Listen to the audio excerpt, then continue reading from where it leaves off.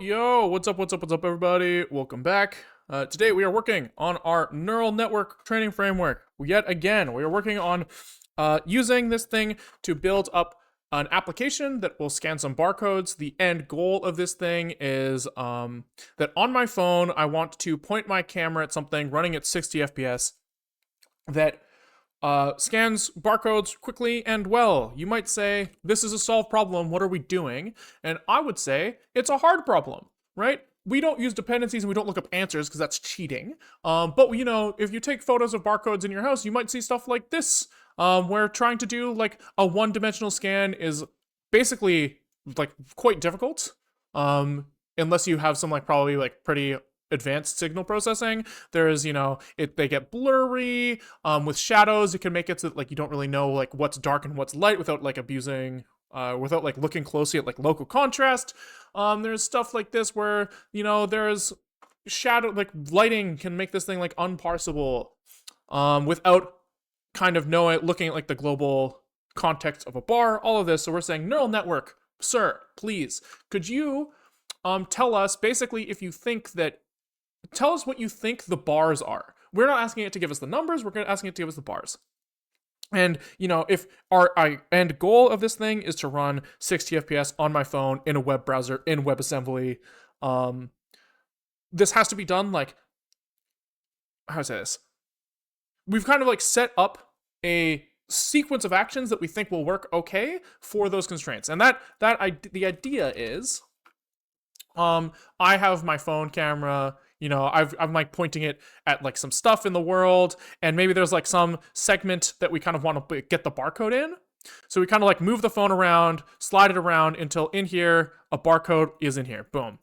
Right? The barcode is going to be oriented in like some way, right? So the first stage is to like take this area and like find the barcode and clip it like perfectly, right? So that we can have something, you know, like this. Here's our first network. He is supposed to take a barcode from some segment and like find the rotated box that goes with that guy. It's not perfect right now, but we've got something that like is working okay a lot of the time. Right. The second stage is like, now that we have done like a cheap operation to find this thing, let's blow it up to high resolution and try to actually parse the code, right? So we have like a second stage network, stage 2, this guy.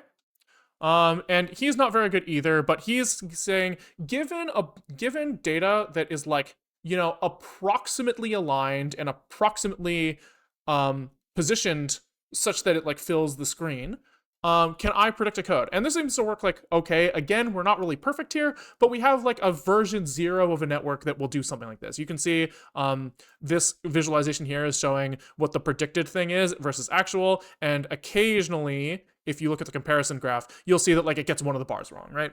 So there's definitely improvements to be made here. The networks aren't ready, they're not robust, but the idea is that like we want to build up something that kind of can go end to end, and then once we have that, we can work on improving the data. We can try it on real data. We can try to improve the networks. There's all sorts of like things that we can do, but like I want to see like kind of like the full flow.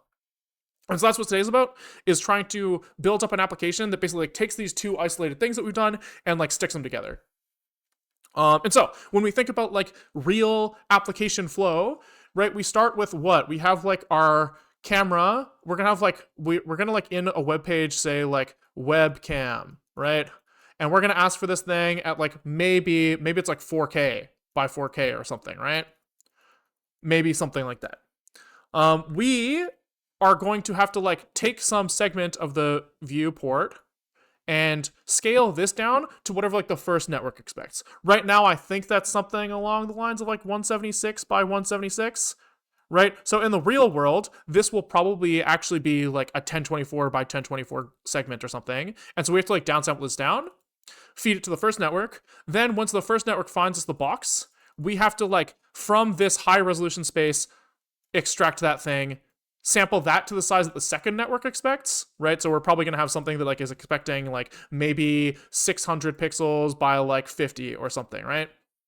So we're going to have to like take this box, basically squish this shit down into this space, and then run the second detector or the second network on that thing. So that's like kind of like hand wavy. The plan is let's just kind kind of see if we can get that flow working. We're using everything as like generated data right now because we could with generated data we have the ability to like really control kind of like the look of the codes as well as like their errors and stuff like that. Eventually we're gonna have to do this on real data, but for now we're gonna do everything on generated data. So the idea is, I guess, let's like spin up an app to like do this like full flow. Let's try to generate data at high resolution, downsample it to low res, predict the box, extract it, and then run the second stage at high res. Should be pretty straightforward. Pretty straightforward. Let's get moving. Steve O, thank you for the tier 1. Much appreciated. Much appreciated. Okay, new app. We need a new app. Where do we want to start? Does it make sense to copy paste from somewhere? Maybe. Maybe not though. Maybe it makes sense to start from like the image generator stuff. Because this guy has a GUI and stuff all set up already, so let's kind of start there. And let's call this like what? Like full like run like app. Scanner zig or something. We'll call it scanner. This guy, we do want him to bring up a UI, probably. Yeah, we do want a GUI for this thing, right? Because we're trying to eventually see how this thing looks. But probably what we are doing on this thing is like completely different. So we're kind of gonna just nuke a lot of this stuff. Argument parser, I think, is reasonable. So what are we gonna pass into this thing? I guess we're gonna have like 2 network configs, right? We're gonna have the stage 1 config and the stage 2 config is probably what's going on here. Something like that. And then this thing is called scanner, and he is looking for stage 1 config and stage 2 config are probably his inputs. So then we just have like this guy, argument parser, quickly stage 1 config, stage 2 config, quickly set up a couple guys here. Bing, bang, boom.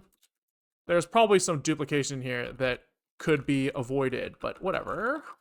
Missing stage 1 config arg, copy paste, as stage 1, stage 2, and then here s config stage 1 config and copy paste s stage 1, stage 2. All right, that'll work for now. Stage 1 config here, stage 2 config here, easy peasy. Okay. Cool. So what is this guy going to do in main? He is going to try to set up a GUI and an OpenCL execution context. He is going to try to load a config, probably. We'll start with the stage 1 config for now. Stage 1 config, and this guy is going to take in, I think we have like const config here, is import config zig. Okay, hype. So he can just parse this thing, he'll be fine. He spawns his like OpenCL math executor, his barcode generator stuff, great. And then what? I don't know yet. He spawns a GUI. This stuff doesn't exist yet. We'll kind of figure out what goes in the GUI later, I think. So we'll kind of just say that for now, the GUI is completely empty. Maybe we just put like a little hello world in here so that we have something to look at. I don't really know yet. Const GUI root. So this guy. Okay, and then we don't have anything to do here yet. Okay, and so I guess we have something to generate barcodes. Let's just start by generating some, I guess. Barcode gen. Make bars.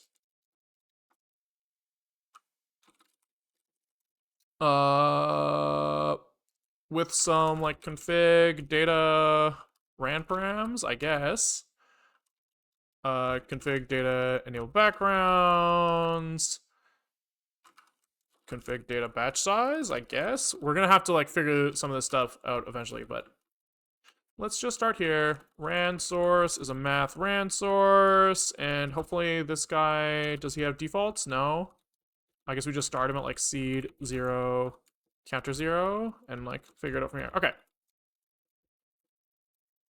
So we have some bars, and I guess let's just see if we can get this thing to build first, and then I guess we'll probably want to show them, right? Surely we're gonna want to put them on the screen, but we'll see. Scanner. Boom, boom, boom. Boom. Scanner. All right, let's see what happens. Let's see what happens.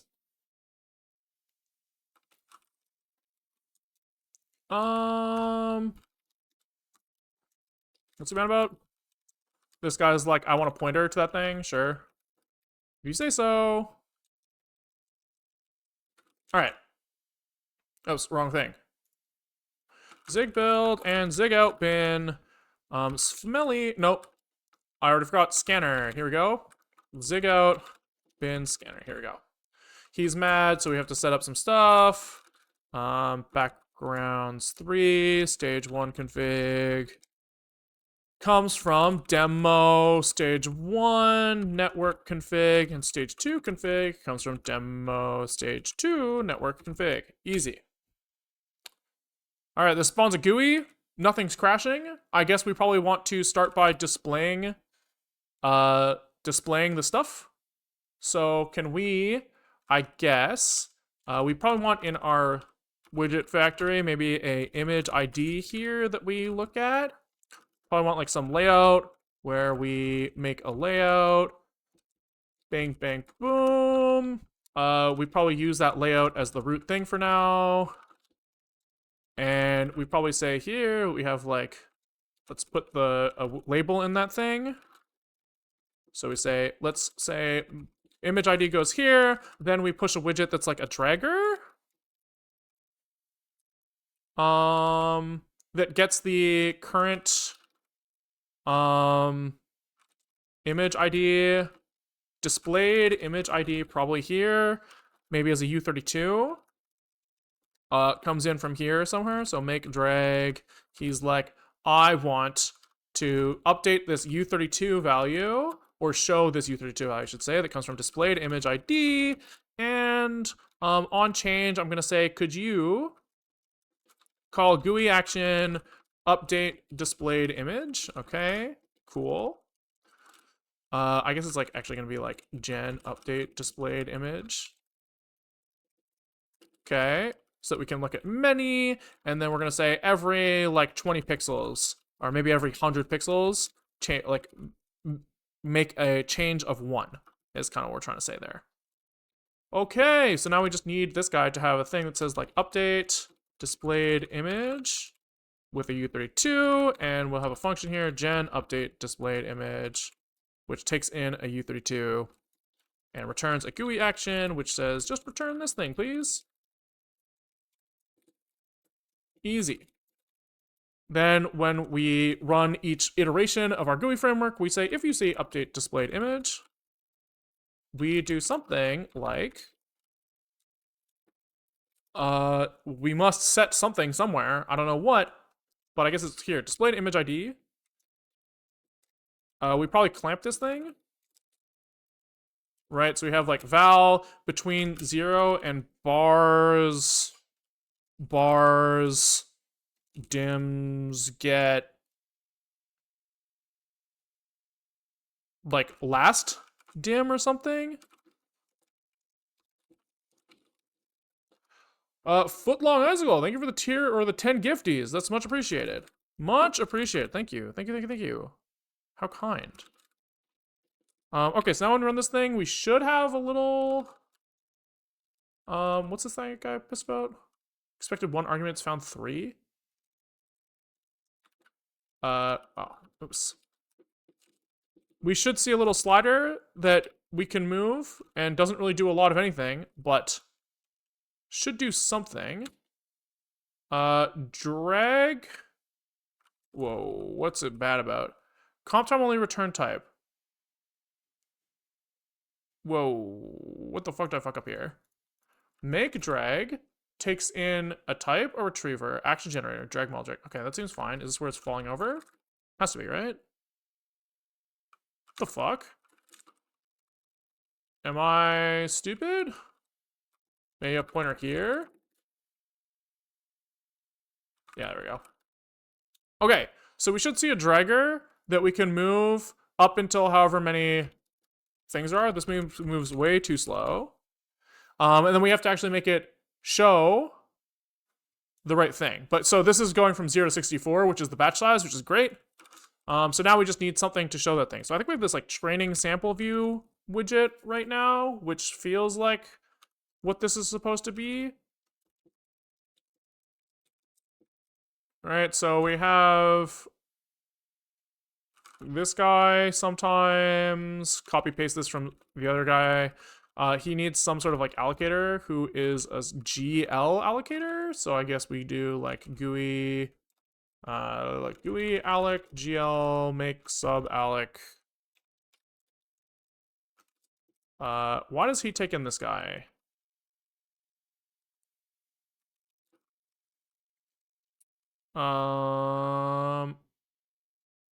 Sure. Yeah, okay, so he doesn't like stash his allocator anymore, right? He just calls. Oh, he does. Okay, I don't really remember how this is supposed to work, so I'm just gonna do this.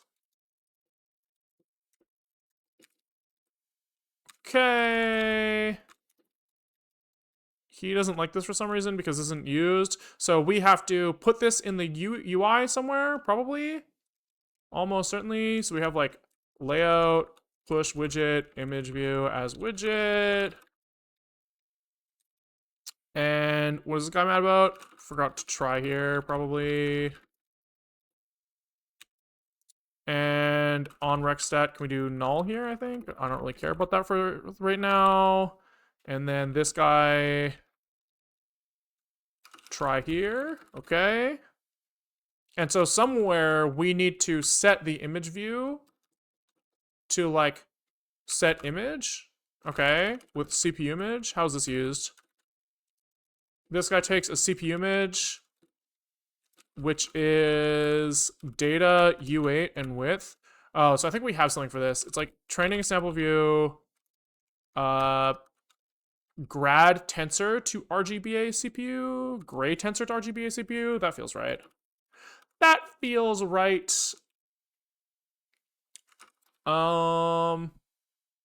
Which takes a CPU image tensor. Jesus Christ, dude. What are we doing?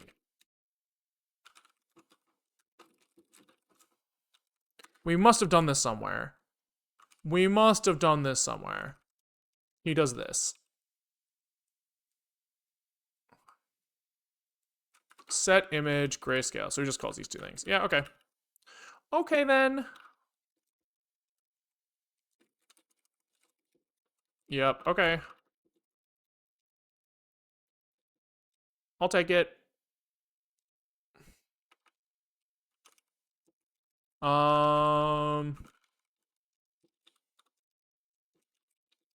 Okay, but we're still kind of missing something here where we need like the CPU image. So we say here, I guess, like bar. I think we have like a bars index outer or something. Yeah. Here it is. Bar slice is this, and we have math executor. We like pull this slice out. Slice to CPU. Nice. This is starting to sound right. Yep.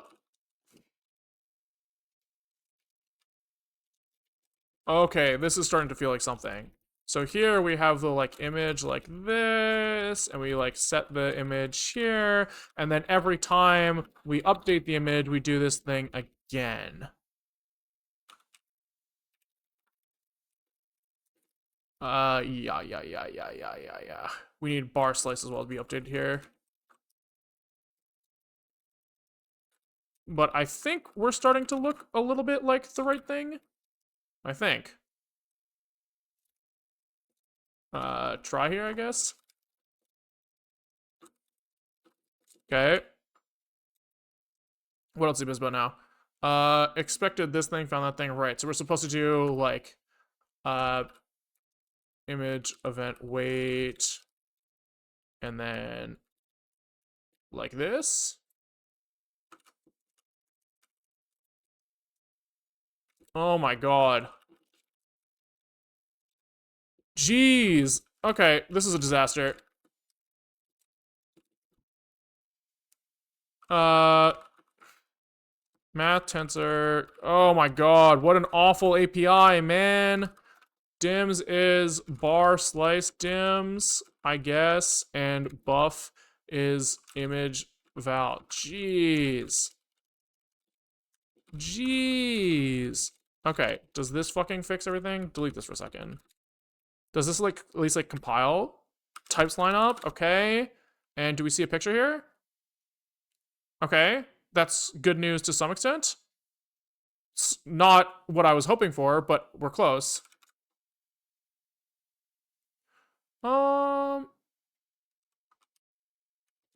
Bars. I guess it's like bars, we don't want bars, we want bars. What is in this thing? What is in this thing? Images, probably.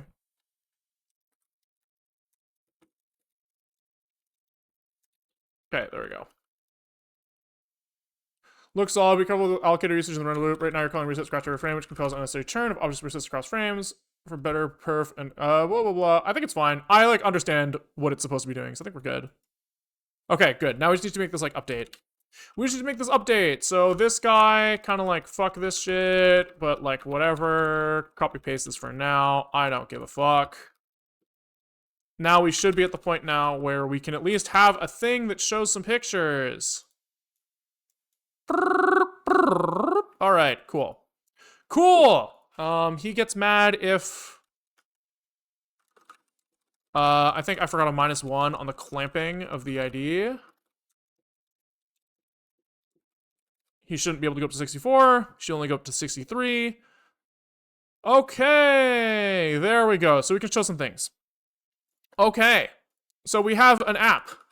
Let's start kind of adapting him to do what he's supposed to do. So we know that like we probably want to generate data that has like kind of the same parameters as the box. So like the configurations for these two networks, they kind of define how they want the data to be randomized, or like what the parameters of data generation are. We should make it so that probably we like follow the parameters from the first stage, or maybe we like combine the parameters of the two stages and take like the minimum of each or something. No, okay, we take the parameters from stage 1, and we just need to do it at high resolution, right? That's kind of what we have to do here, and then we have to downsample it after. So let's do that. So I guess, how do we? Is there like a way to auto-determine that? Because like we have config 1. Config 1 determines scale of like isolation network. Config 2 determines the scale of parsing network. I guess config 1 also kind of determines like scale of barcode in image. So with these 3 pieces of information, you can probably determine how large you're supposed to be, right? We could also just hard code it. Let's just hard code it. What the fuck am I doing? We'll just say like high res resolution is 1024. We'll just say that, which is surely big enough. Surely. And if it's not, then we'll figure it out. So that means that our barcode generation stuff, he's like, fuck your... Where does he set the resolution? Image size. Oh, here. So here we're just like high res resolution. fucking figure your shit out. Okay, so now these things are like much higher res. Great. They're high res enough to scan for sure. But I think offsets here, yeah, they're all like really centered, which is honestly maybe okay. No, it's not. So we need to adjust the scales probably of I think that the randomization parameters, I think the like X and Y offsets are in pixels, which is like fucking stupid. So can we just do like high res resolution over this? Yeah. Okay, let's do this. Rand params is config data rand params, and then we can do this is equal to rand params x offs range times this or that. Sure. Just for now, as a little hack. These should just be in normalized space, but like fuck it.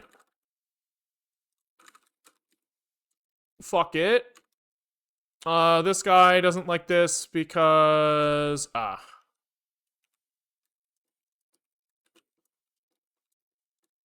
okay. These do need to be applied both the mins and maxes, which is fine for now. Oopsies. Okay. Now this is mad because F32 and U32.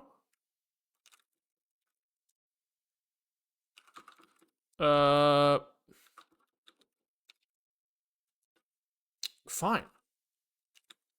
Fine. Oh my god. As F32 in any type. Returns at F32. Return. Float from int. In. Okay, please. Not there yet. Why? Because cannot assign to constant? Fine. Fine. We'll fucking make it variable. Is that what you want? Is that what you want? Okay, so now the bars are kind of swinging around. You know, they're not just like always centered, which is good for us. But they're generated high res. Cool.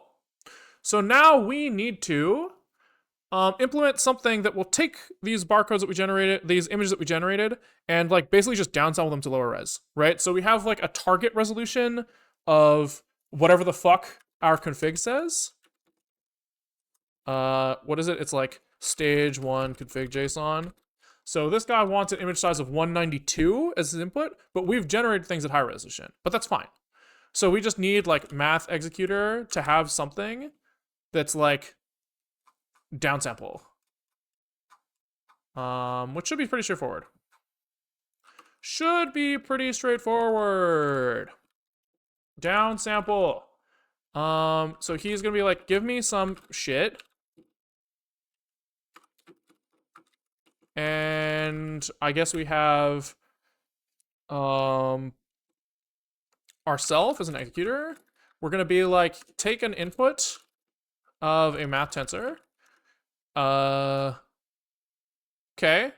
And I guess like downsample amount, like target size is going to be a U32 here probably. And so this is expecting to work on like probably what, like width by height by channel by n images probably, right? And his out, I guess it's kind of like width by channel by n technically, but I guess we could make it work on width by height. I don't think there's any reason why that wouldn't work. And this is supposed to be SS channel n is our output here. Something like this, right? So we take this thing of like, you know, 1024 by 1024, and we turn it into like 192 by 192. Perfect. Perfect. So what's this guy gonna do? He's gonna be like, hey, I have a buffer that I need to like return. So self create tensor uninitialized. We make this thing on this allocator, and we say, our dims are probably like in dim like target size in. We should probably support like not like different width and height as well, but whatever. Okay, here we should probably do some checks on the input. So if in dims len is not equal to 4, we have a problem.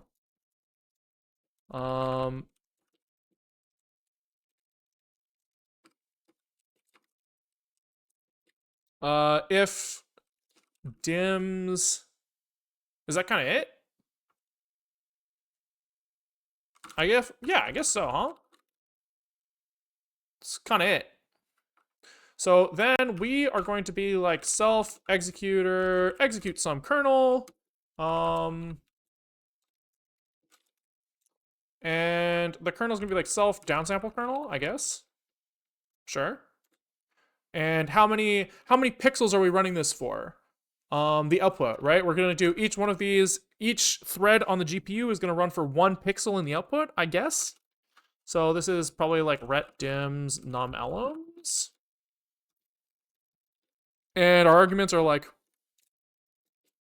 in buff, right? So we're looking at our input. We are looking at probably the dimensions of our input feel important. We probably have like our output buffer. And we probably have like width is in dims get 0. Width, height, channels, and then number, and then output size. All of this seems kind of reasonable. And then that should be enough information to like get what we want to get. Probably. So we just need to like define this like program that does the downsampling.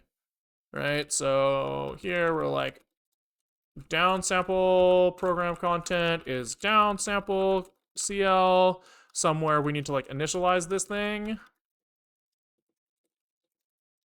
Okay, and I think just calling this thing downsample is like fine. Downsample kernel is equal to downsample kernel, easy, and then we define a downsample kernel here. And we edit source math downsample CL. Oopsies. CL, and we define the kernel. So this thing is going to run 1 time per thread, 1 time per pixel, right? And he's going to take in all the same stuff that we just told him he's going to take in. Wherever the fuck that was. Over here somewhere. Okay, so this is, let's fix this formatting. So we have a float star in images, right? Because this is running for many images at once. We have out images. We have in width, in height, channels, and num images here, and then out size. That's kind of what we said we were going to take. And this guy's job is to say for each pixel that I'm outputting, I have a pixel ID. Get global ID 0. Something feels wrong here. Expand tab, set shift width equals 4, tab stock equals 4. Oh, it's this. There we go. Okay, cool. And we're gonna say sometimes we like overqueue stuff. So if global ID is greater than in or out size times out size times out channels times num images, then we have like a problem. So this is return. Otherwise, we have to do like out images at global ID is equal to sample something. We need to like sample. Okay, so how does this work? We are 1 pixel. We are 1 pixel in the output. and we have to figure out which pixel from the input to come from. So we have to like determine what our like out x is, right? So we are being run for width by height by channels, out width, out height by channels by number of images. That's what we're running for. And so our out x is just our ID modulo size. Our out y is, we probably have to like calculate like out like channel size here. Out channel size is out size times 2, or out size by out size. Our out image size is channels times out channel size. Cool. So this here we say our out y is like modulo out channel size to get our index into a channel, and then we divide this by our out size to get row ID. Out channel, I guess this is just channel, is going to be global ID modulo image size divided by the channel size to get our channel index. And then I guess you can kind of treat channels as like independent. Like you don't really have to think about number of images. You don't really have to think about image ID at all. Right? Because like what's the difference between having like 300 grayscale images versus 100 RGB images? Like if the channels are all like oriented after each other, it doesn't really matter. So I think that we can just do this. And we can kind of say like, but we can view it as out width, out height, c times n with no consequence. Smile. I think that just makes our lives easier. I think that makes our lives easier. I can't even comprehend the idea of what we're making right now. Yeah, that's fair. I'm not really explaining it very well. Basically, we have images that come in at like 1024 by 1024. We want to turn these, this is like a bunch of images, right? So like maybe you have this like RGB 1024 by 1024 by 1024, and then you have like again RGB like this. You have like a stack of like image planes this way, right? And we want to turn these into a bunch of like 176 by 176 images that like all correspond to like one of these, right? And so like we are like doing this on GPUs, so we can do them all at once. And so like this program is running for like 1 pixel in one of these output images. And we are basically trying to figure out like which input image does this thing come from, and where in that image like should I sample from, if that makes sense. So this is like us trying to figure out where we're going, and now we can figure out where we came from. So we have kind of like out like x norm, as in like normalized x position is going to be like out x over just downscaling and figure out what image that image corresponds to. Kind of the other way. It's like we're figuring out what image we correspond to, then downsampling from that image, if that makes sense. So here we're like, our out x position is relative to some out size. So this should be like a number between 0 and 1. Same with this, number between 0 and 1. And we can use these to index into, you know, our input position. So we can say like in x is x norm times in width, our in y is y by y, right? Our channel is the same channel no matter what. And so we should be able to just say like, we should be able to like, look at, I think we need like in channel size as well.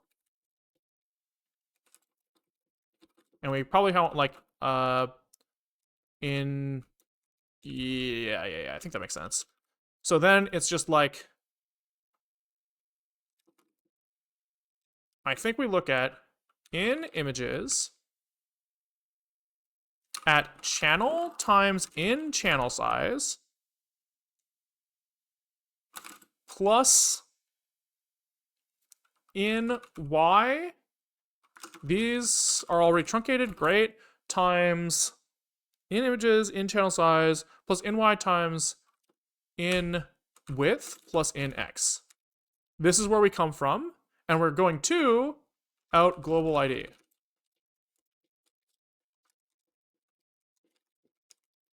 And that should be it, I think. This is going to have, we might want to get into like bilinear resampling later, but should this be greater than or equal to? Yeah, I think so. I agree. Because eventually it would be kind of nice if this was just like a generic resample function. But we'll see. We'll see. We might want to do like bilinear interpolation or something. But we will see. So this should be enough for us to like in our, what do we fucking call this thing? Scanner. We should be able to just be like, yo, let me take this high res data that we made now, and can I resample that back down? So can we go like, math executor resampler downsample is what we called it. With, can we downsample bars images to a resolution of config data image size. So we have this thing at 1024, we've proved that, and we're trying to resample it down. Yeah, and then we can kind of show this as well. If we have like a resampled image view here as well, we could kind of make it so that every time we do this like bars thing, we could do this for like the resampled image as well. Which would be kind of nice to have in a function now. So can we take like all of this stuff that we did to do this like OpenCL to like image view thing and put this in a function? Can we say like tensor to image view or something? And this guy is like slice comes from, I guess we have the slice here. Is a math tensor slice. Ooh. Executor tensor slice. There we go. Nice. And then it just kind of comes in here. So we have our executor as well.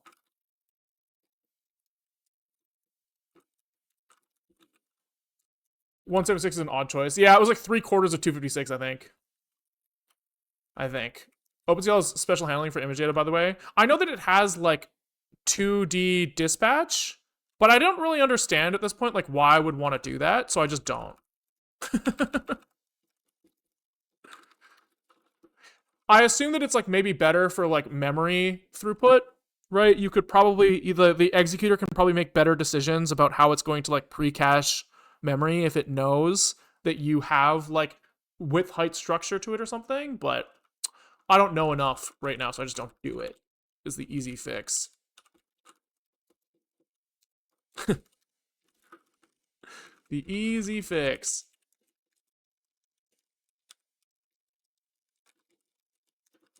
Okay, and then can we put the image view that we want to put this in?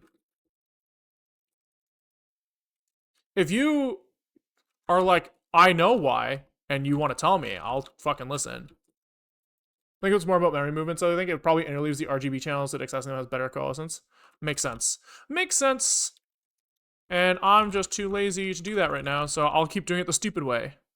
Stupid way. Okay, so now we can do this like tensor to image view thing. Which takes in like allocators, scratch allocator. I don't really use OpenCL, I must write CUDA. That makes sense. Nobody fucking uses OpenCL. Everybody writes CUDA. Because like, why the fuck would you? Okay, this is like this.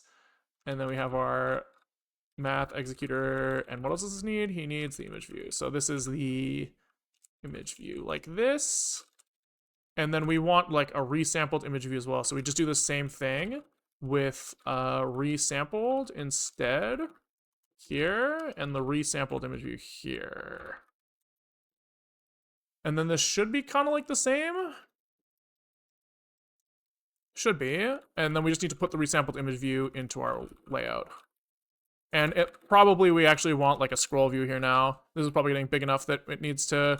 Oh, but these image views try to fucking expand to take up like the whole available space. That means we have to like box them up. Ugh.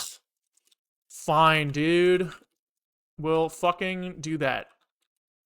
So we say, I don't give a fuck about your width, but I do care about your height. We're kind of going to limit these things to like maybe 1024 tall or something. And then we'll say fill width. Maybe 1024 is actually too big. Let's say 512. We'll do this. Boom, boom. Resampled image view. Bing, bang, boom. And then this thing only needs to go to scroll view. Make scroll view. Easy. Okay, let's see how this plays. Downsample is mad because the bars start at the wrong shape because they assume grayscale. So here we have to reshape them a little bit just to make them a little happy to get the dimensions right. So it's like math executor reshape this guy into something. It's like probably bars images dims 0 bars images dims 1 by images dims 2. Probably something like this. That's my assumption.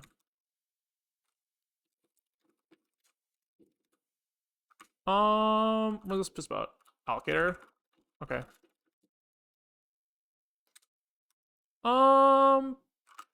It's still mad, huh? How? It was only called one time, and I have 4 dimensions right here. I can see it. I can see it right here. No? Oh, he is not even... Wait, this is a compiler error. Maybe I'm a dumbass. Oopies. That's funny. But I did have to do that. I'm certain, but... what is this mad about? This thing needs a slice here. Alright. Let's see. Okay, wait. Promising. Promising. Look at that. Look at that. So we have this guy, and then he's resampled down. He looks like shit. This scroll... We need to fix this widget. So probably some sort of bilinear interpolation is necessary here.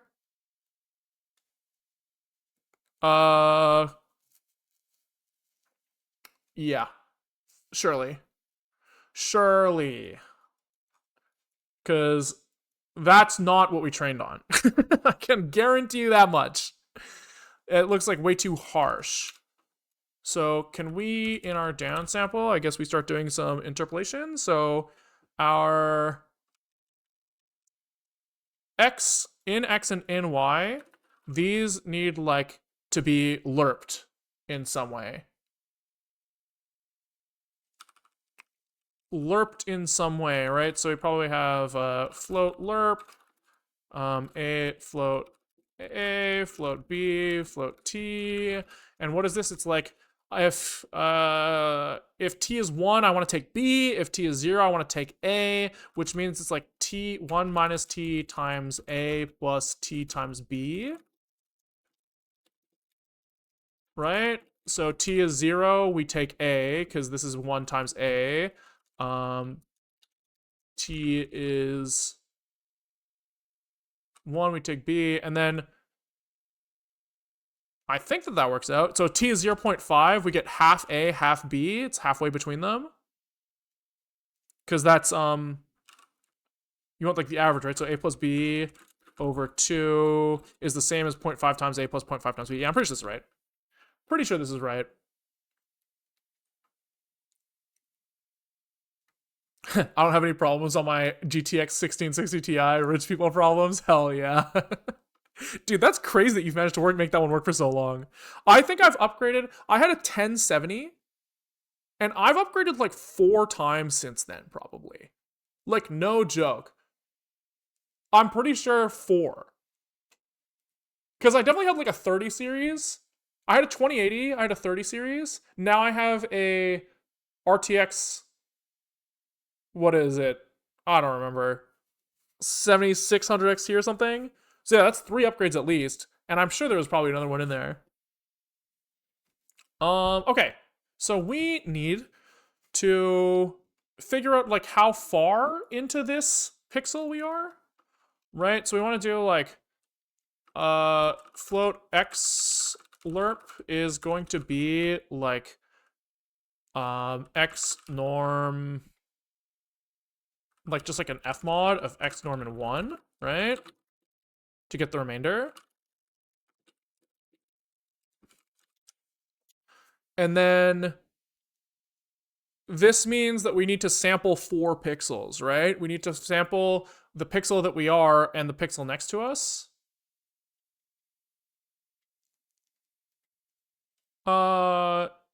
Yeah. Wait a second.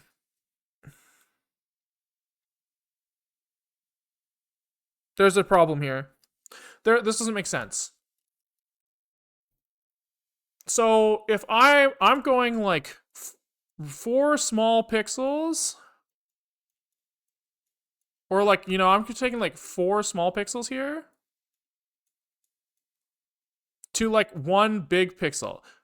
So I guess this is more like I'm supposed to like average these, right? I was thinking of like bilinear interpolation where you're like, I am going from these 4 pixels down to 1.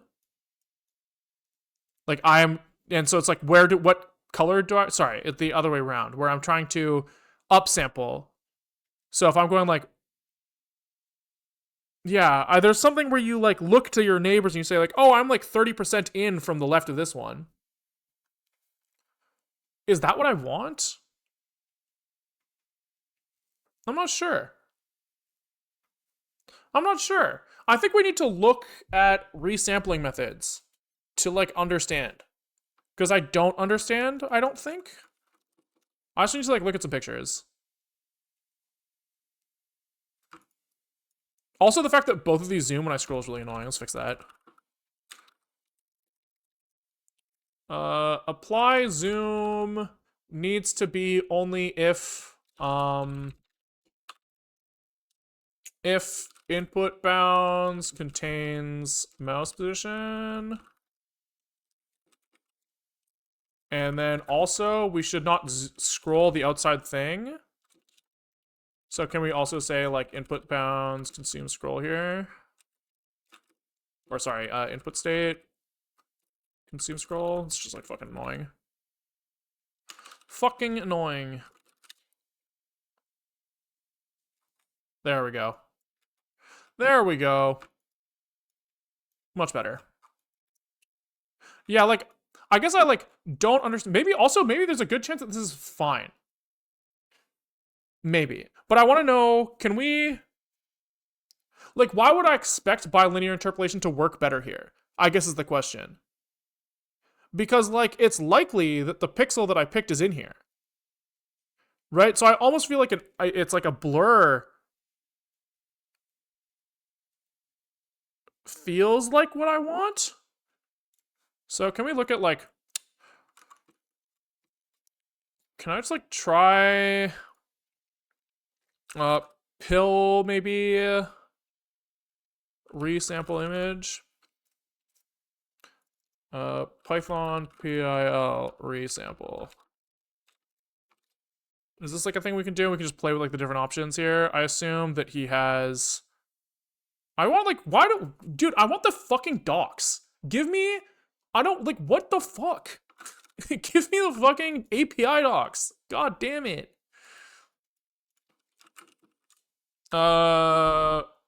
Resample is, yeah, we have these options. So we're doing nearest, essentially. So we should be able to we should be able to do the same thing here where like if we just like export one of these images as like a ppm or something on initialization, what is this called? Scanner? What's this thing called? Scanner. So we take bars, and in here, can we just be like, const f is try stud fs current working directory create file of test ppm and defer f close, and then we actually just like stud process exit 1 here, just get us fucking out of here. Can we do something like for RGBA, we have some like value, and can we just be like f write byte?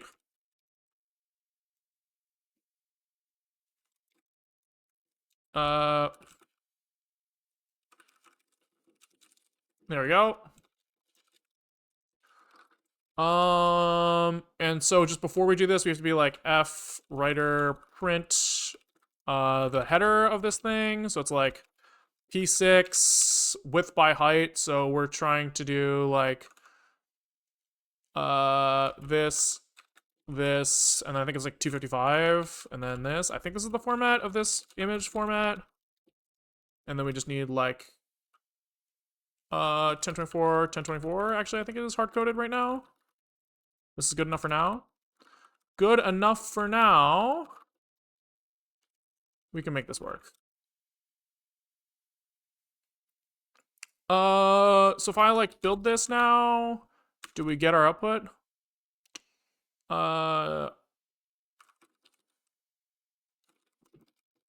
this?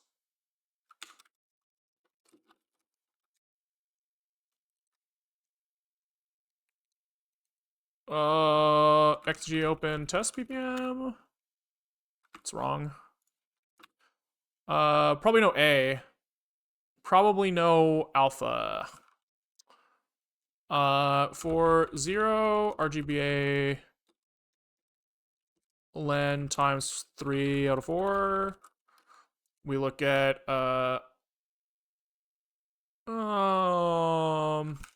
for 0 to data RGBA height. Nice.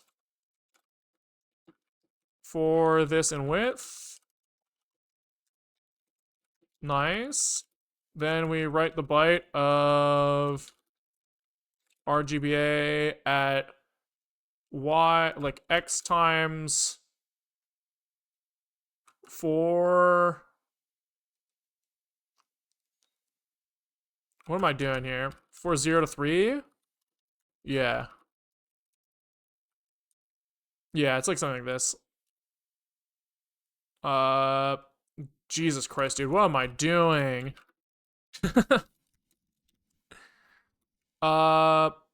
C plus x times 4 plus y times RGBA width times 4 or something. Something like this. Ew. But I think this is right. I think.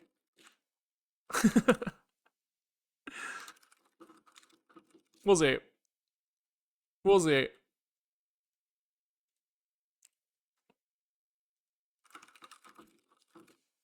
There we go. Okay, so we have this guy. Great. And we should be able to open this with PIL. I think we might have to do convert. Because can PIL open PPMs? We'll see. From PIL import image. Image open. Test PPM. Image. And then can we do like image save test PNG? Let's just see if it like understands what the fuck is going on.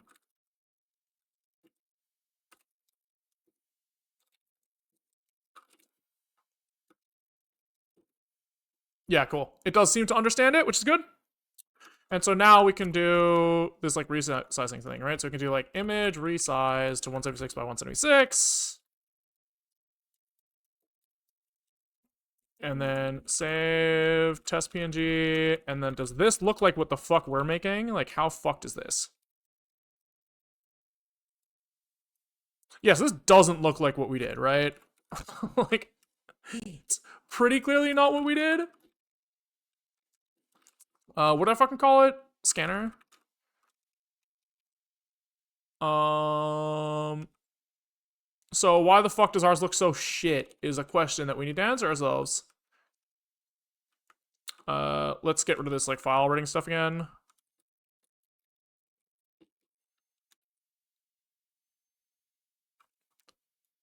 Example you saw on the screen is a different image. It's actually just flipped.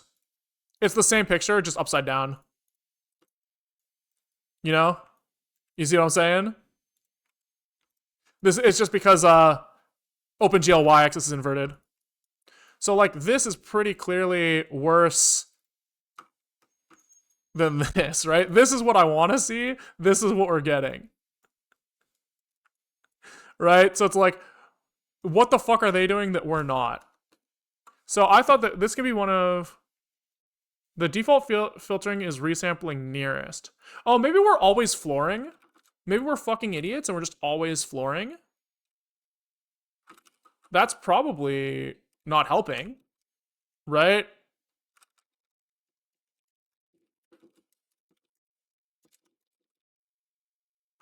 Probably not helping. All right, what do we think? Moment of truth? Still looks like shit.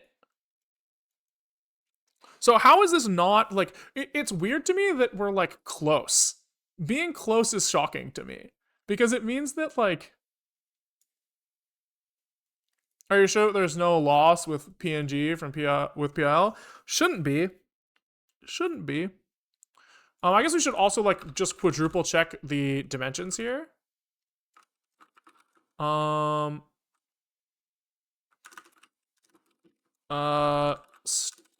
Stage 1 network config. 192, not 176, which could change this. 192. I thought it was 176. Test pi 192.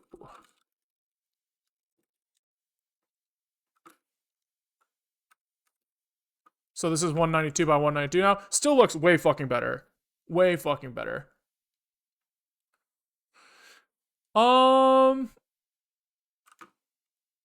Very surprising.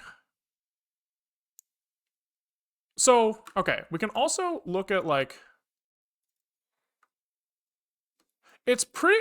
Okay, so they're claiming that they're doing nearest interpolation, but it seems really fucking obvious to me, if my understanding of nearest is correct, that they're fucking liars, right?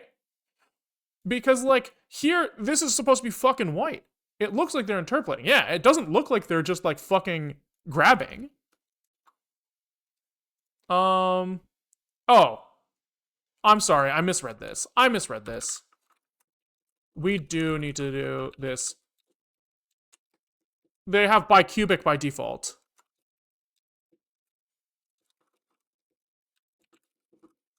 So if we say, please use nearest here. God damn it. From PIL import, what is it? Resampling.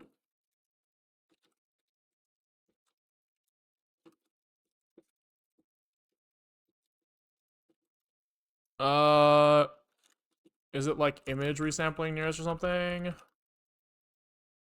Yeah, it is. There we go.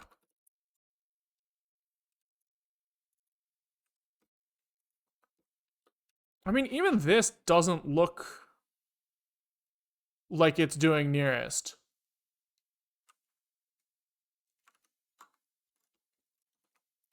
You're saying that I should be able to, like, query it?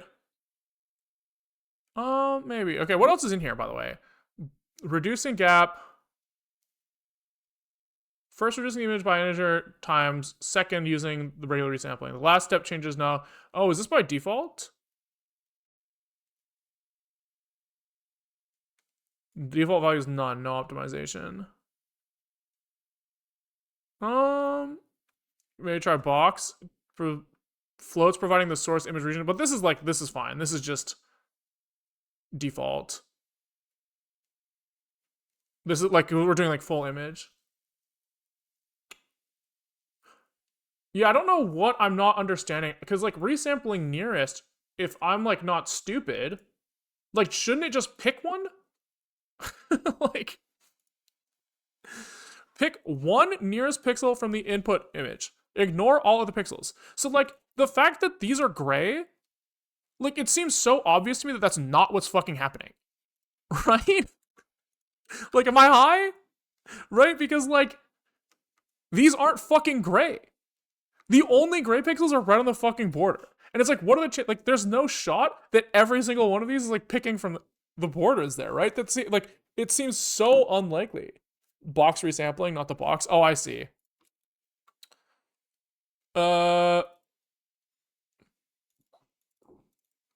Each pixel to the source image contributes to one pixel to the destination with identical weights. Yeah, maybe.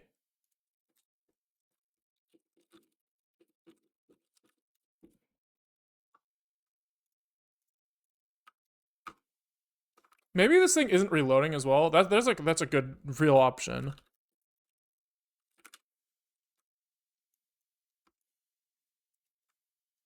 Okay, let's try it one more time. Nearest Python. Let's double check like that this thing is being generated right now. It is 1509. This thing says 1509 on it. You're passing the parameters. Dude. What fucking garbage fucking language, man? Like who the fuck said like why do we accept that, man? Oh, thank you.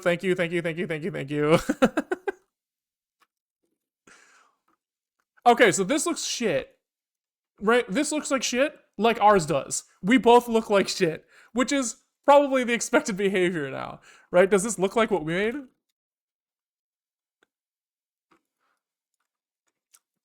Gotta grab the scroll bar. Right, so this is what me made. This is what they made. That's the same. It's the same pile of shit. Okay, good. We're not fucking crazy. We're not fucking crazy. It makes sense. It makes sense. So why? Okay, now I want to understand. My assumption is if we do bilinear interpolation, it shouldn't look much better. Because in my mind, doing bilinear interpolation on like a high res image where you say like look at like how far I am into the pixel and pick the corresponding pixels, it doesn't fucking matter. Because maybe it does. I guess if it like takes into account the scale difference, then maybe it's okay. So let's try bilinear and see if like if their version looks okay, then we should start thinking about going down that line. Yeah, okay, so this does work a lot better. It's going to create a lot more grain entries. Yeah, I'm okay with that. But okay, so my understanding of bilinear interpolation might just be wrong, right? I thought you're like I'm resampling. Like how do I explain what I'm thinking? So I say I'm trying to generate 4 pixels out of like might be crap for the neural network. Yeah, I'm okay with that though, because like really all we need is like as long as there's some strong edges in here, it's like still okay, right? There's mass for this. Yeah, I understand, but like I want to like talk about like the way I understand it first. Say we're like resampling this way, right? We're trying to go from like, or let's say we're going the other way, right? Where we have a low res image and we're trying to go higher, right? So this pixel here is like halfway. It's like on the right edge of this pixel, right? So my understanding of bilinear interpolation is that he goes like, hey, I'm gonna look at this pixel the most and then look a little bit at this pixel as well. I guess like my understanding is more like if the pixel straddles, as the pixel straddles, like if he's straddling kind of like this over the line, then he takes mostly this. But if he's straddling like this over the line, then he takes mostly this. And if he's like fully in here, then he just takes the value of this guy. That was like my understanding, but like I don't think my understanding of this would create this image. So I think that I just don't understand what bilinear interpolation is. So can we look it up? Resize, calculate the output pixel values using linear interpolation on all pixels that may contribute. Yeah, this is the difference, right? So I thought that it's only if I'm looking at like one pixel, but he's saying he's looking at all the pixels that can contribute. So he's like accounting for scale, which we can do. We can probably do that. So it's like in our world, it's like we're taking one pixel, right? We're taking like one pixel, and he is like equivalent to like maybe like 16 pixels in the input, right? 1, 2, 3, right? He's like taking all of these. And it's basically saying, like, if we are at 0.75 here, sample from this column. I think is what it's saying. And then for bilinear, you just do it twice, right? You do it once for x, you find like 2 points, you like extract like the column here, and then you figure out where you are vertically and do the same. Oh, so we should be, that seems like pretty straightforward. We should be able to do that. We should. Most filters work on a 9-pixel grid. Yeah, but this isn't really like a filter necessarily. I don't think, is it? I don't think it is. Okay. So I guess we need like our we want like our like sample we need some sort of like size ratio, probably. I don't really know. I guess like width ratio is going to be float out size over in width. And height ratio is the same thing. And we just have to use this somewhere in our thing. Don't know where yet. Anything that takes an input and has an output takes a definite is considered a filter. Yeah, that makes sense, I guess. Sure. I guess it's like maybe we want like in pixels per out pixel. In x per out. Maybe this is like, this will help me think about this a little better. Having it named this way. And then in y per out. Okay. So now we do something that's like we probably lerp from 0 to in x per out based off of our x lerp here, probably. And then it's like x norm times in width plus this. That seems kind of right? So we have like our normalized position 0 to 1 times the in width. This should get truncated to a uint. Like this. And then we add in, you know, some amount of pixels like this. Is that stupid? Yeah, this is stupid. This is exactly not what we're doing. We're supposed to be averaging over? No, linear interpolation. Okay.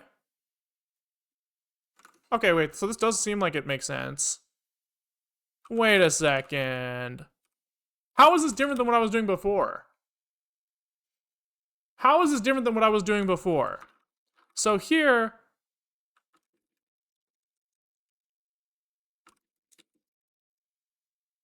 no, I'm confused again, right?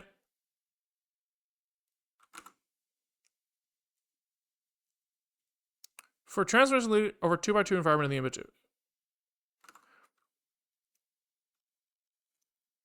What on earth is those fmod calls doing? They're supposed to be getting the remainder of how far in we are into a pixel, I thought. You need to sample the 4 pixels and lerp their values, not lerp your position. I guess that does make more sense, huh?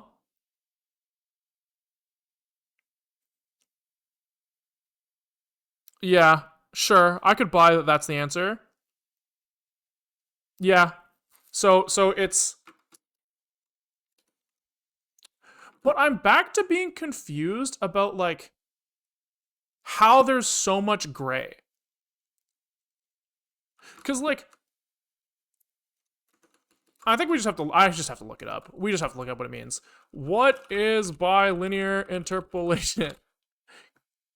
Cuz I must just not understand what the fuck it's doing. Cuz like everything that I think about for this, it doesn't make sense that there's so much gray. Right? Like I understand this, right? The idea that you look at your four surrounding pixels and you like take the average of them, right? But at like the center of my big output pixel, wouldn't the four pixels that could contribute to that all just be like bright white? Not like fucking gray like it is in here? You know what I mean? I must not get something. Maya, thanks for the raid. What's up, you guys? Welcome. We are working on trying to how do I explain this? Barcode scanner, neural networks, multiple neural networks to do barcode scanning. One of the neural networks extracts this like barcode at low resolution. The other one tries to parse at high resolution. We are kind of like trying to stitch these two networks together by generating some like high res input images, downscaling them for the first one, then upscaling the output for the second one to like resemble workflow of real life. It's more an upscaling technique. You're reducing the number of pixels rather than increasing. Yeah, that's how I feel like that there must be some averaging going on. It has to be, right? They have to be averaging, or else it doesn't make sense. Anyways, we are kind of working on the fact that our our like interpolation looks like shit. What you really want is to aggregate all the pixels. That's what I feel as well, right? So like we're taking like this image and then it's like producing this because we're just like saying for each output pixel, just like pick the closest. And it looks bad. So you know, if you look at something like what PIL does when you resize, it looks more like this, like a blurry thing. And yeah, I agree. I feel like you want to aggregate. But that just doesn't line up with what my understanding of bilinear interpolation means, which is like bothering me. You know what I mean? Does that make sense? For resize, calculate the output pixel value using linear interpolation, like bilinear interpolation. Why do you want to reduce the amount of data? To make it go faster. Bilinear interpolation. This seems like maybe we're so fucking lost that we can ask ChatGPT because we're fucking idiots. Using PIL for bilinear interpolation. We'll see if he says it's something reasonable. Interpolation. Going from a high res to low res image looks very blurry. My understanding of bilinear interpolation is that when downscaling, it should behave very, very, very similar to nearest. Because the 4 pixels we would be interpolating are all basically like the same.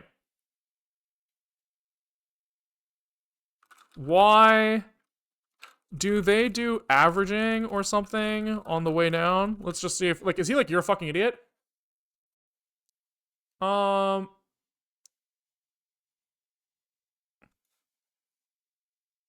Short answer, his bilinear resampling does interpolation in the continuous domain, inverse mapping, and bilinear filter, not plain nearest neighbor. When downscaling by more than 2x, it especially low pass blurs. This is what I'm seeing, but I don't understand what he's fucking talking about.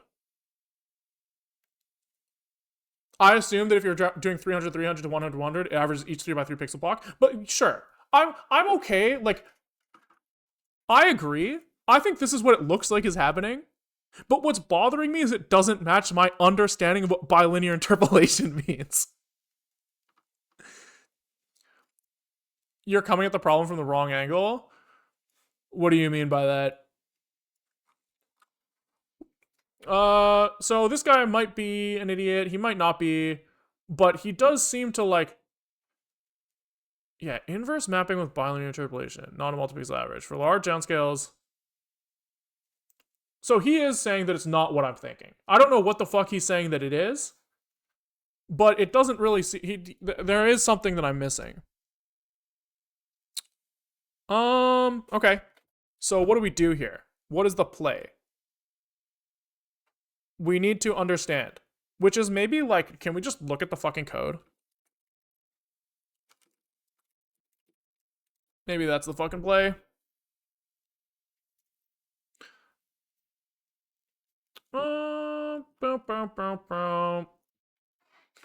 Because I just don't get it.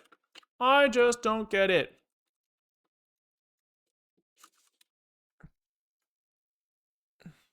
You're not resizing for a human, you're resizing for a computer. Sure. But I'm like, I'm okay with like any trade-off that's being made from PIL. I just don't understand why it's not doing what I would think it would do. That's more like my understanding. Like I'm missing some key piece of information that is like, what is it bilinearly sampling? Right? It's not the four. It's not like if you're going like. So my assumption still is that like I'm taking one pixel that's like, say this is like from like this one pixel coming from like 100 by 100 pixels, right? I would assume that we like take the center of this pixel or something and look at like the 4 pixels in the very center of this 100 by 100 thing and interpolate those to like match this point. Which is like clearly it's not what's happening, right? Because like this whole pixel's turning gray when it's like black on the outsides here and white on the insides here. Right? So I'm missing a piece of information. I think I understand. It's fitting gradient lines to the aggregates and then using those to figure out what the surrounding pixels should have been to interpolate their current values. Yeah, maybe something like that. But I'm going the other way. I think I'm going this way, right? I'm going 100 by 100 to 1 by 1.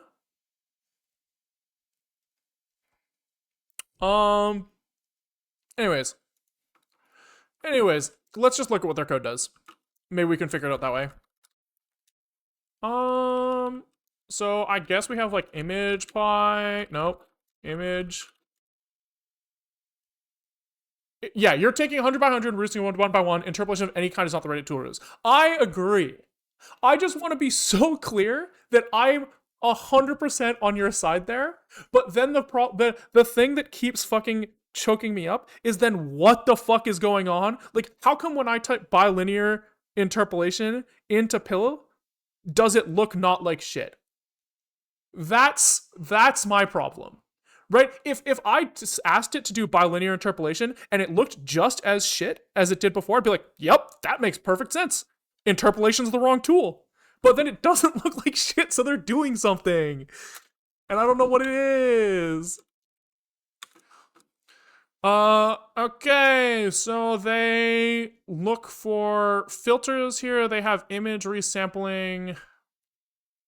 They say they like get some filters here.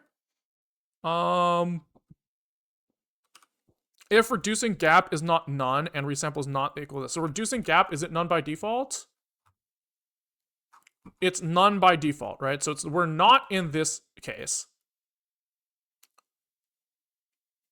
We're probably just here. Right? They're just calling im.resize here. So im... What the fuck is im here?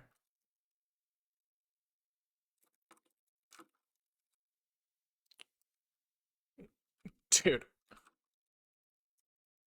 What the fuck? Oh, so I see. He's converting first, then resizing. So he's just calling himself. So that's not it. So then we have resample here. Oh, self new here. Self I am resize. What the fuck is IM?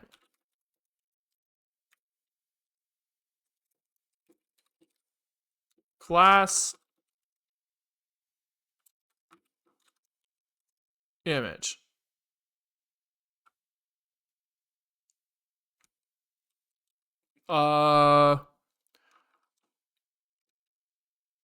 Property IM is a self IM EX.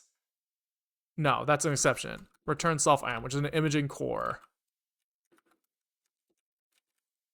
Is this like implemented in C or something? Is that why this is so hard for me to understand?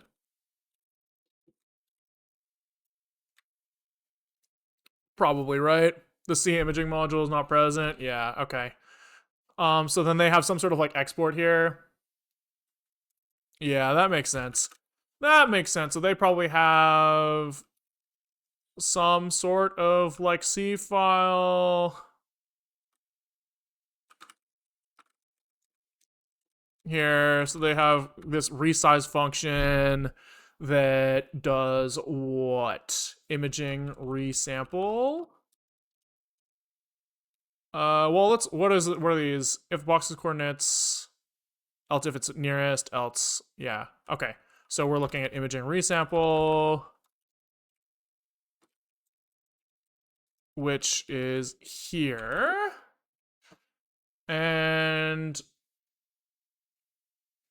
if they are bilinear, which is what we're seeing, is they have a bilinear filter, which is a function that says if x is return, whoa, what the fuck?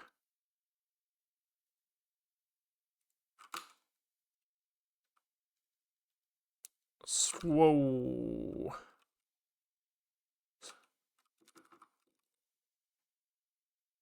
Struct filter here. Okay, so wait, this, okay, box filter. If x is greater than,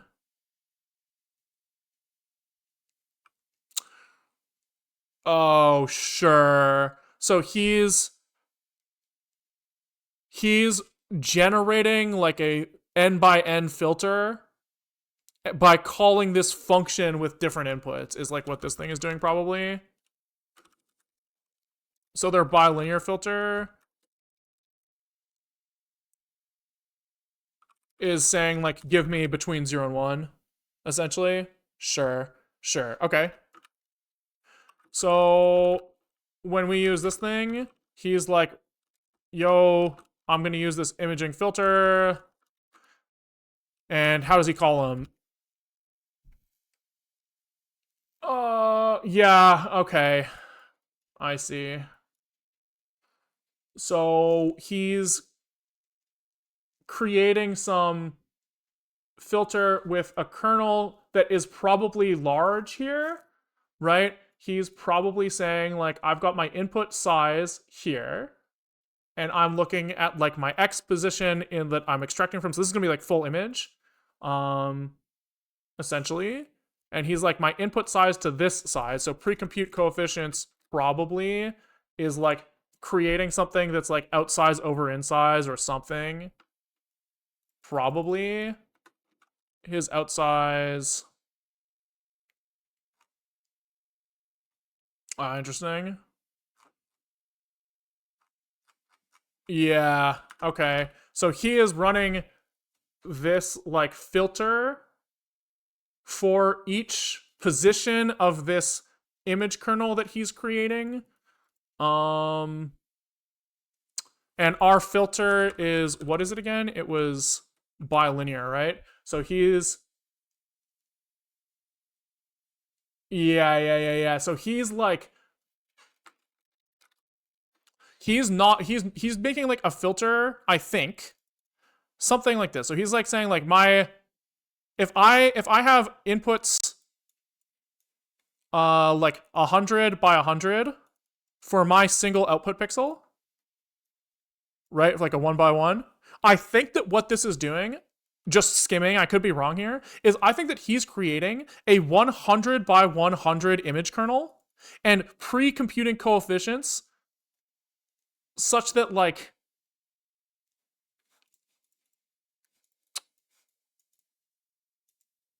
Filter is like, so he's coming in with,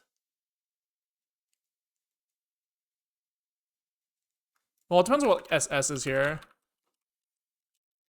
Filter scale, 1 over filter scale. Yeah, so I think what he's doing is like, I think that this is essentially getting like 0, 0 in the bottom, 1, 1 in the bot here. And I think that like as you go to the right here, he's incrementing by 0.001 or like, sorry, 0.01 in like each box of this grid. I think. It looks like something like that. And so then he's, oh, no, wait, this doesn't make sense. So he's passing in, no, that doesn't make sense. That doesn't make sense because this, we want this to be like an average if our understanding this is correct. Prepare for horizontal stretch. Oh, determine the size of the resampling filter. So support here. You're saying it's not this. So he's got 1.0 here. Okay, filter scale. If filter scale is less than 1, then it's 1. So here we have in 1 minus in 0, which is what here? Pre-compute coefficients. So this is like the width of the input image, essentially, over outsize. Right? Something like that. Width of the input over output width.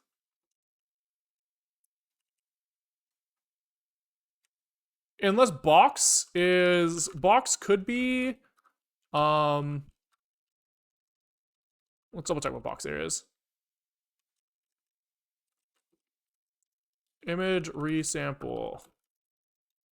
So this is on resize, I think, in image. I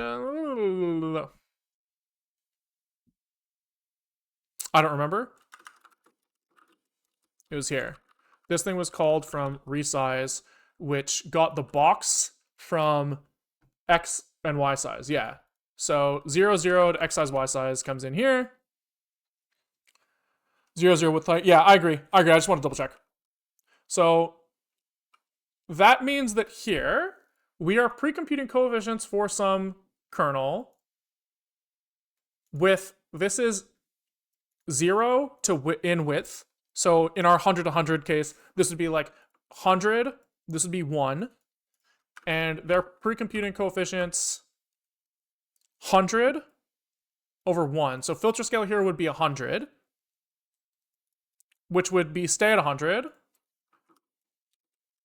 And which means that this guy would be 1 times 100. So our support would be 100. And so our kernel size would be basically 100 by 100. Okay, so we are kind of right here that he is making some sort of like big ass kernel, right?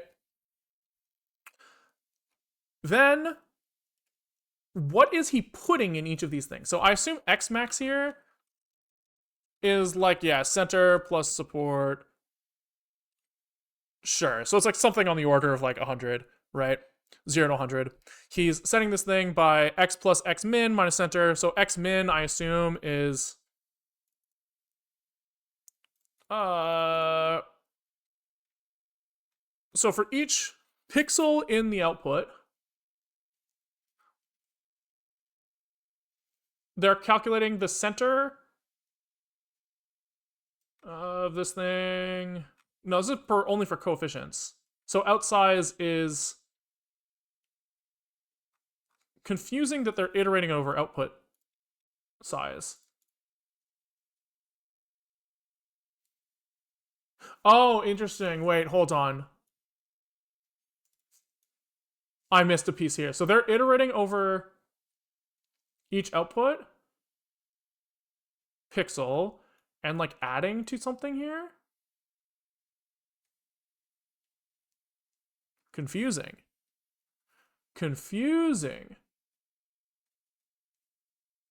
Well, I need to double check outsize here. Yeah, I mean, X size here, surely this is the new output size. Surely. Yeah, it's gotta be. It's gotta be.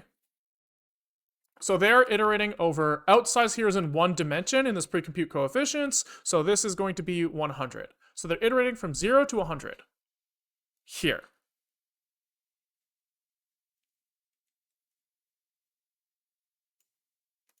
Then they are filter scale also 100. So this is 1/100th. And so they are calling this filter function at 0.01 increments, like I would have thought. Cool. And which is returning what again? So he's going to be returning 1.0 minus this thing as it moves forward, right? So he's going to start at but this is like all this might be offset.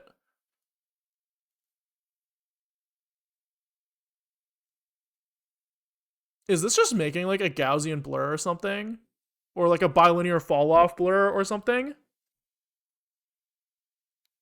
What would be great is if we could like find a way to just log what the fuck this kernel is making. That would make our lives so much easier instead of trying to like deduce what it's doing from this thing. If we could just compile our own PIL and print it here, that would make our lives so much fucking easier. Or we just like hit the debugger. Yeah, that would be ideal, right? If we could just fucking compile our own pill and then annotate. Because it's got to be doing either a box blur or a Gaussian blur, right? It's got to be. Debugger's easier, but only if we compiled it with debug info. So I think either way we have to compile our own, which is like fine. It's like a fun little exercise.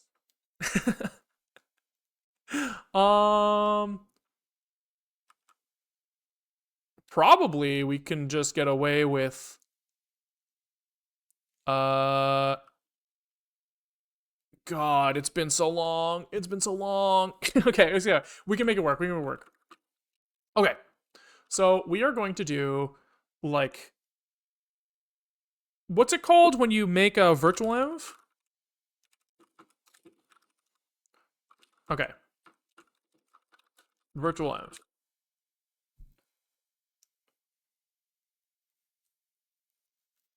Why would it be do a blur on top? Yeah, because it wants to make something that looks not like shit, I guess.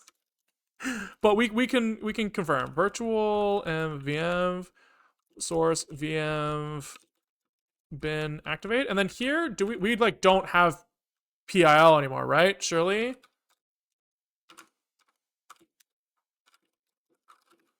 Yeah, nice. Okay, so he's like, I don't fucking have that shit. So now we can call like Python 3 Python 3 and pip install pillow. And he's like, what? He's like, I fucking failed to build. Why? Headers are library, so we need to start like fucking yoinking all the stuff that we care about. Okay.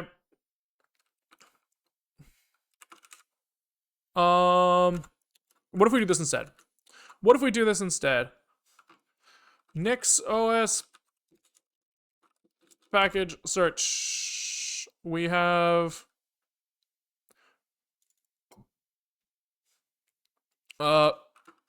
pillow.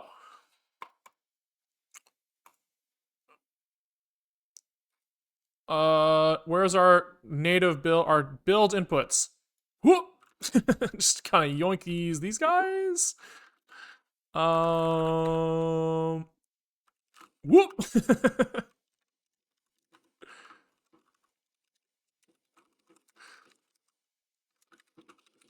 Okay. Probably just extract that one function. True, probably, huh? Oh my god, dude. So I need like, oh my god. I think it's like this.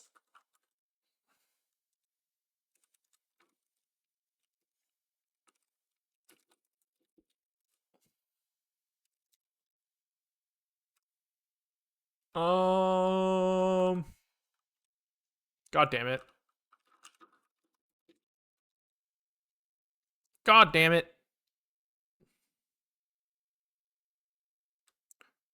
How can we not just check Wikipedia? Because I don't really know what the fuck I'm doing. Oh my god. Oh my god. Okay, fuck me. What is the easiest way to fucking do this, man? This part is like fucking environment shit, man. Yeah, maybe you're, yeah, you know what? I think you're right. Fuck it, we just call that function. I think you're right. Maybe.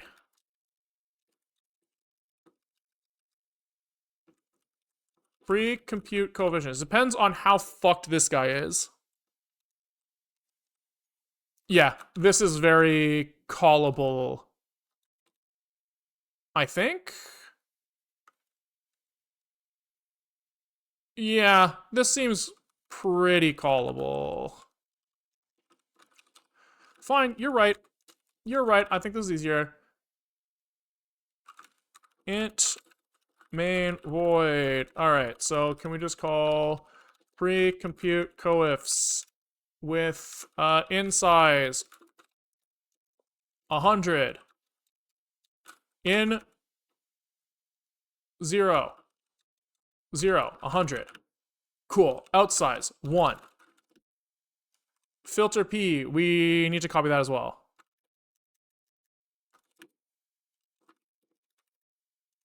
Struct filter, copy that shit in. We have bilinear filter, copy that shit in.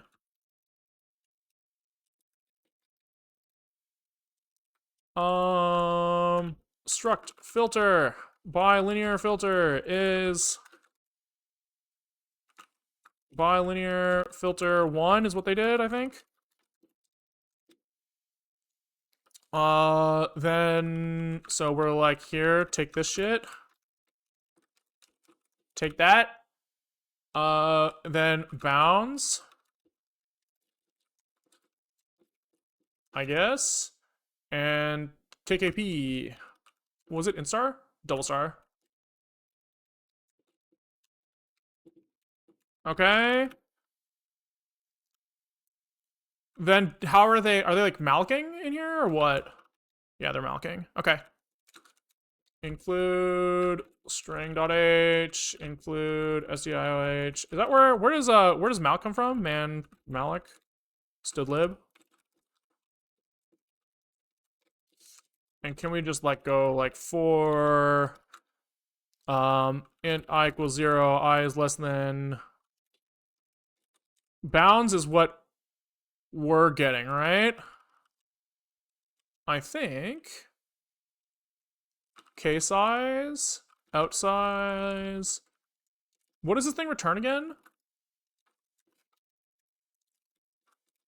How do they use this shit? How do they use this shit? K size horiz. So then do they... I guess this is like a square kernel, right? So we just get the kernel size out of this thing, I guess.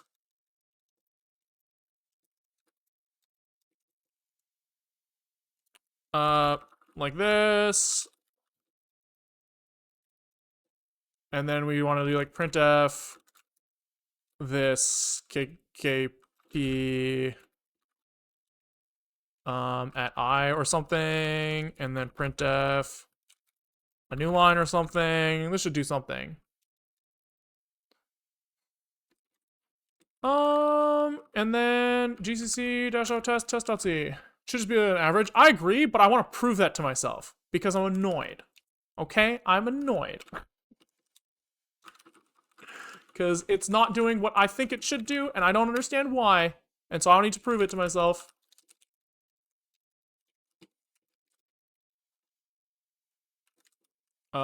Define, what is it? Imaging error memory error. Just do this. Okay. Now he's mad because I forgot an equals here. And then he expected incompatible types. Whoa. What's he pissed about? Am I stupid? Does this not work? Bilinear filter. What am I missing? Is it? Oh, I've got the name. Fuck.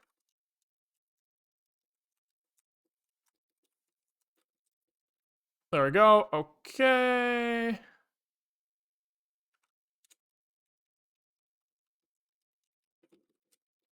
There we go. In function, no reference to seal, so LM. Okay, that's not good. That's not what I expected. Printf, case size is this.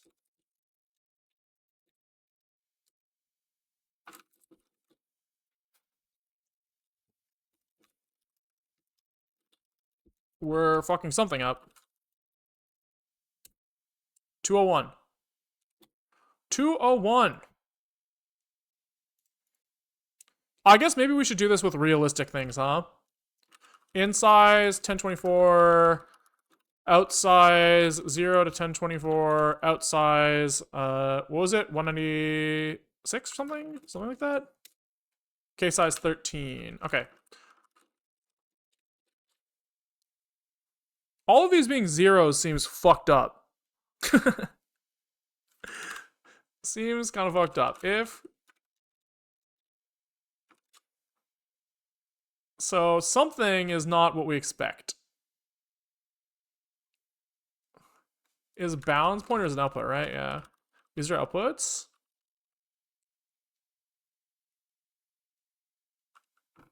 Is everything being zeros reasonable?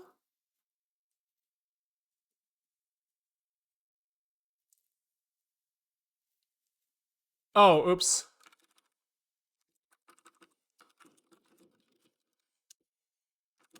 Okay. So it seems okay. Can we actually do this? Can we, assert false or something? I just want, like, something bad to happen.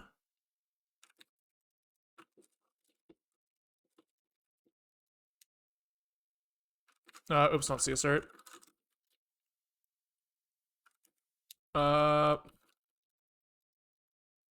Yeah, okay.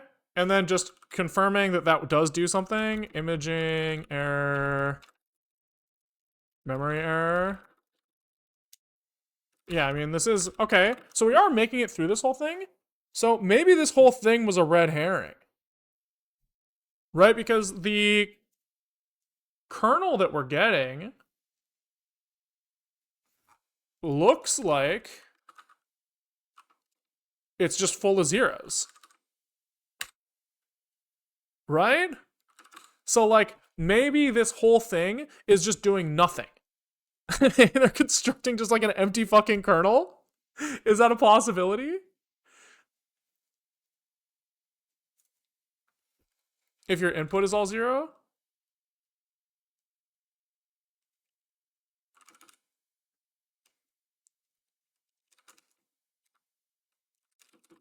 Calling with this. Yeah, it does seem like it, huh? Does seem like it. So, because this is calling filter with... Interesting. What unit is SS? Double? Yeah. Okay, so maybe this whole thing was a red herring.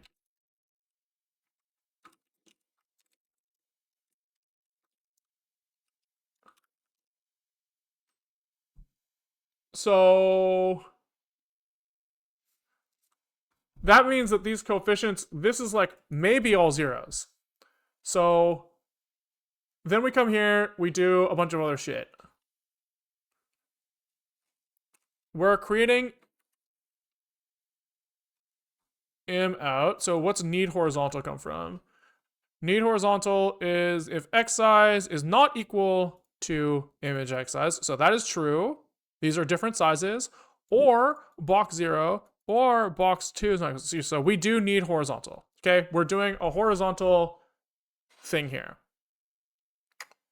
And he is calling resample horizontal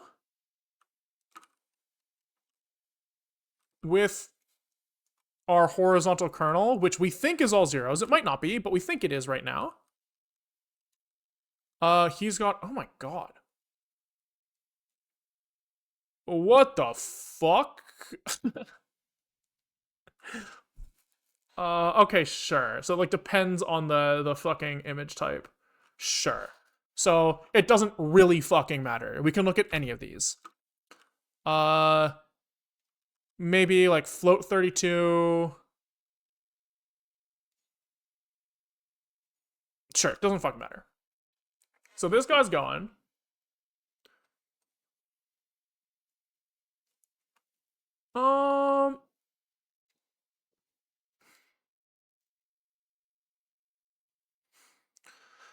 This is just converting the double image coefficients back into pixel data, right? I don't know. I'm not sure yet.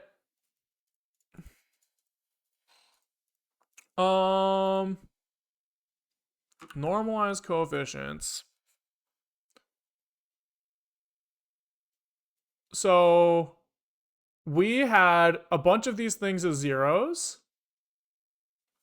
So he's saying 0.5 plus 0 times 1 over 1 precision bits. But this gets rounded down.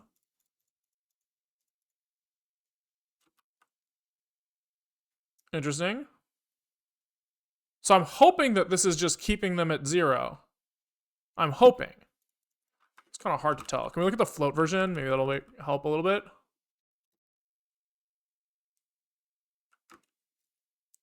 So here he's got this guy, and he's just saying that each of these, for each pixel in the output image for Y,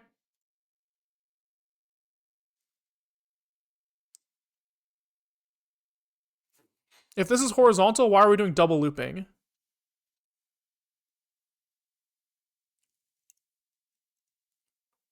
I'm confused. I'm confused.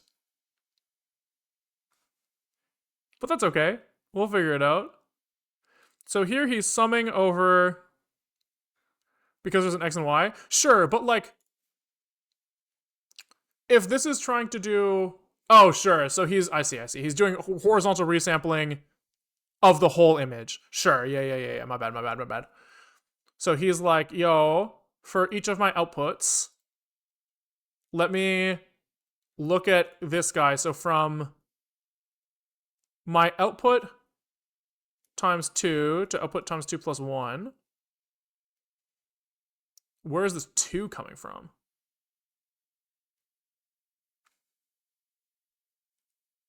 And then he's got like his kernel thing here.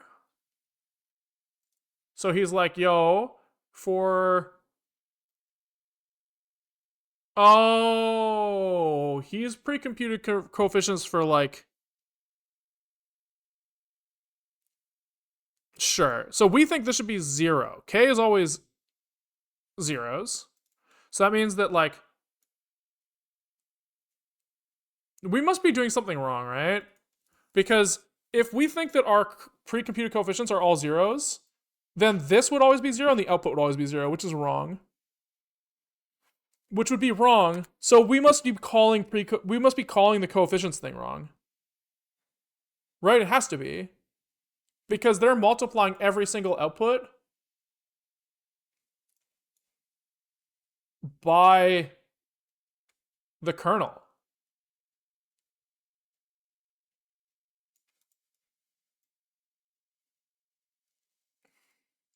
If the input values are all 0, then should the output values be? To be fair, when you're printing those things, you're printing doubles as D. True. And then also it does look like,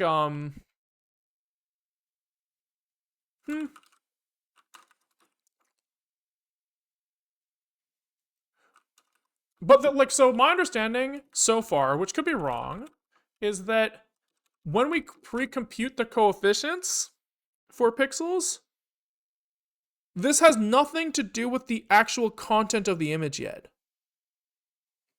right? So the fact that the outputs of this resample are using, they're multiplying every single output value by the kernel value, which is 0, means that the input would be 0 no matter what the output would be 0 no matter what the input is. Right? That's kind of what I'm seeing right now, which I'm confused by. But it must mean that I don't understand something or something's wrong. Coefficient size is confusing me. Shouldn't it be width height? I think it's something like the scale of one over the other. We saw 13, right? So if we obviously like 1024 over 196, it's like 5 times 2 plus a little bit. Well, if the kernel values are all 0. Maybe I don't understand what you're saying. I'm saying that the kernel values all being 0 should be, it doesn't make sense. I'm saying that it would make, if the kernel values are all 0, it looks to me like every single output value would be 0 no matter what. Which makes me think that I've done something wrong. That's all I'm trying to say. I'm inclined to agree. So we're holding something incorrectly. Is the only thing that makes sense to me. So do we go back to fucking trying to compile Pillow on fucking garbage ass fucking Nix?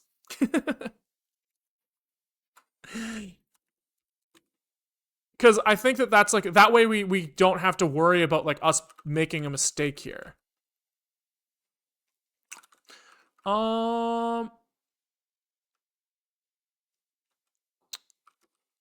We could just start going through, well, let's like go through the pain a little bit. And then we can kind of see how bad it is. So he's going to be like, yo, you need zlib, right? That's what he said last time. And then we just say like next shell dash p zlib. Just see where it fucking goes. Oh, so we're printing them as %d, aren't we rounding them down? Thank you. Thank you, thank you, thank you, thank you, thank you. You are right. You are right. Fucking printf. Yup. Let's go. I now understand what you're talking about. You did call it out, and I did almost kind of ignore it.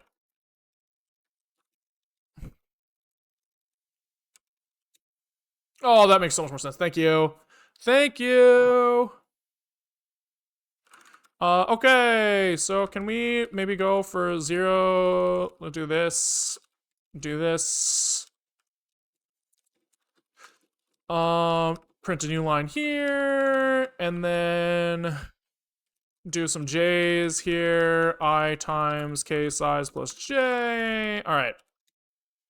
Whoa.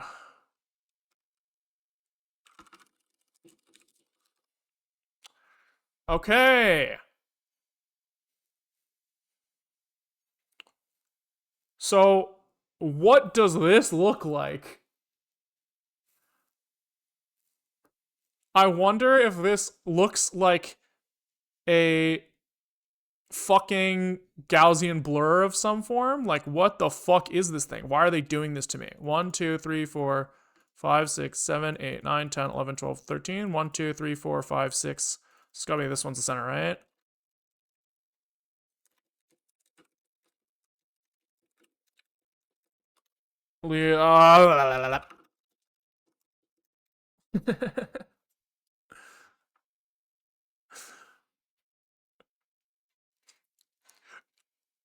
Is this crazy? I just feel like I was asking what seemed to be a simple question when I started. I don't know if we've taken like the absolute wrong fucking path to get the answer, but I feel like this is insane. I don't like what we've had to do to get the answer to my original question. But it's probably because we're doing a stupid path to get there. Alright. Tab, comma, space. There we go. Yeah, okay. Can we like fucking insert chart? That looks like a fucking Gaussian blur, man. That looks like a fucking Gaussian blur. And it's like, fine. You know what? It's like, I don't care. Whatever. Give me a fucking Gaussian blur. Right? But like, Or maybe, yeah, it could be linear fall off too, actually. Linear fall off does match the function a little better, but like, whatever. Just why are we calling it bilinear interpolation, man? This isn't Am I crazy? I'm fucking crazy, right? This isn't interpolation, right? Right? That's just not what we're doing. Can we just use the right names? Like, like what the fuck? Okay, fine. Fine. Of course you'll fucking look like this then. Of fucking course. You just blurred it. I'm not mad. I'm a little mad. It's not an interpolation, though. It's kind of the inverse. But yeah, I agree. I agree. I just think we're just maybe. Okay, maybe. Can you do the 101 example? Yeah, I'm kind of down to try, huh? I agree. That's worth trying. So here it was 100 here and then 1 here was what we wanted to do, right? Segmentation fault. Why? What if we do 200 to 2? Why are we seg faulting?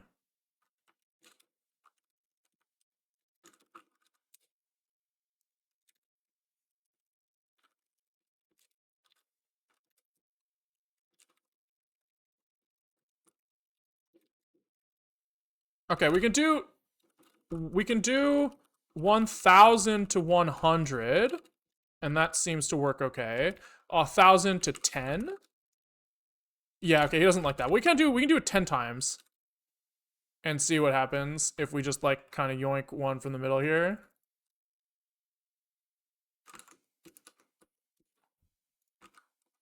It could be that that the interpolation mode is only for upscaling. And that it just always blurs on downscale? Right, that's like a very real possibility.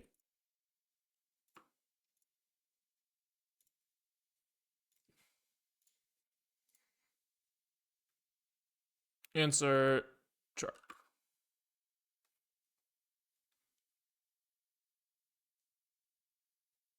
Okay, so there's also something wrong here with our outputting. That's what I've been saying. Oh, I see. That's what you've been saying this whole time. I think I understand. So this whole time we've been saying you're not resampling, I'm like, I agree. But I thought that meant that this was confusing, and you thought that meant what the fuck are you talking about? Okay. Yeah, that would make sense. Right? And then it makes sense that their filter thing. Oh, wait, hold on. We have can we look at this again? Printf bilinear filter function called with this.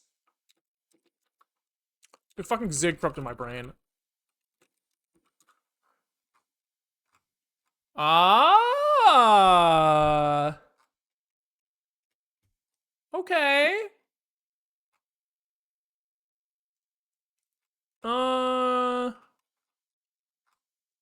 No, I don't know if this actually helps me. Interesting. Okay. So, on the bright side, I fucking wasn't like, I'm not crazy, right? From the start, I was like, what we're seeing doesn't make sense with like the mental model I have in my head. And on the bright side, that mental model is like somewhat correct.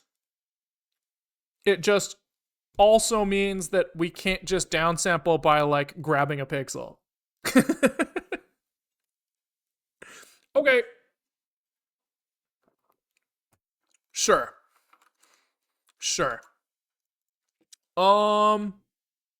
Okay, it's 4.